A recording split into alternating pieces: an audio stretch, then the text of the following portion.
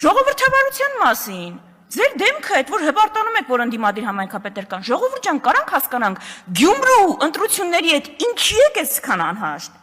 ինչ ա տեղի ունեցել, Գյումրու համայնքապետին մենք չենք նշանակել, ընտրվել է այդ մարդը, լավ, ըստ էմա Պարյանի չի ընտրվել հերոսաբար, բա որն է ձեր ընտրությունը, միջև ԿՊԱ-կան չլինի չի ընտրվում, հա, տենց է ժողովրդավարության բասի, միջև ԿՊԱ-կանը չընտրվի դա ընտրություն չէ, կեցցե ժողովրդավարությունը, ֆյուրերները, հիմա,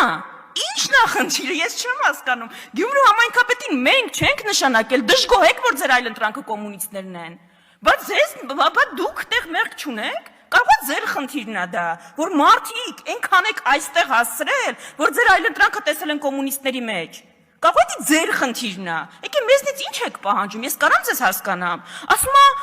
ասեք, մինչև ժամը 6-ը եթե չասեք, որ դուք ուխտ չեք, ուրեմն դուք ուխտ եք, հետո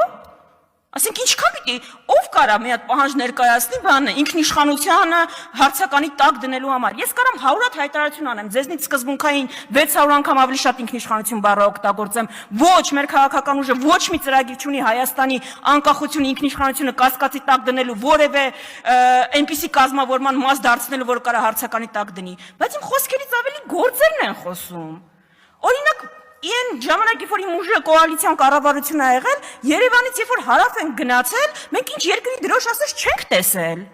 Հիմա դուք տեսել եք մեր երկրում ինչա կատարվում։ Ինքնիշխանություն նշանակում է առաջին տար ինքնիշխանության, սեփական տարածքի նկատմամբ վերահսկողություն ունենալ։ Բայց դուք ինքնիշխանություն եք պահպանել։ Երևանից գնում ենք հարավ, Ռուսաստանի դրոշ, Իրանի դրոշ, Ադրբեջանի դրոշ, Սյունիքում, ես ինչ ասում եմ Սյունիքում, հեսայելի եմ ասել, երևի Ամերիկայի դրոշ էլ կբերեք ու բացականչում ենք ինքնիշխանությունից։ Այդ ինքնիշխանությունը ինչ պոզով պոչով կենթանի է, մի հատ կնկարագրեք, կարող է ինքնիշխանությունը հակադիր է նրան, որ քո երկրի տարածքում թշնամական զորքեր չկան։ Դուք այնքան ինքնիշխան եք, ժողովուրդ, որ ձեզ արդեն արգելվել է ու դուք չեք օգտագործում գերի բառը միջազգային ամբիոններից։ Այ ինքնիշխաններ ջան, մի հատ կբացատրեք, եթե տենց ինքնիշխան եք։ Ինչ է նշանակում գերի կարճ բառի փոխարեն օգտագործել երկարամյա կոնֆլիկտի արդյունքում անազատության մեջ հայտնված անձինք։ Ես գիտեք ինչին է նմանն, որ պետությունները հրաժարվում էին ցեղասպանություն բառը օգտագործել, չէին ուզում, ցենց ինչ ասես ասում էին, ցավալ իրադարձություններ, ողբերգական դեպքեր։ Այս երկար նախադասության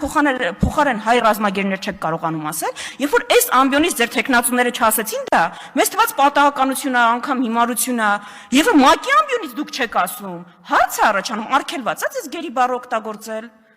Իսկապես այս երկար նախադասության փոխարեն